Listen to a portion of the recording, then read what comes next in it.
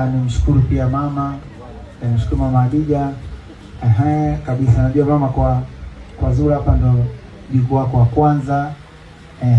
Na Mwenyezi Mungu kujalie sana, uwe mama mwenye upendo sana, na siku zote nakwambiaga namwambiaga mama Hadija nikizungumza naye, mtu akiuliza definition ya mama bora au mkwe bora ni upi, basi tutamtajia mama Hadija.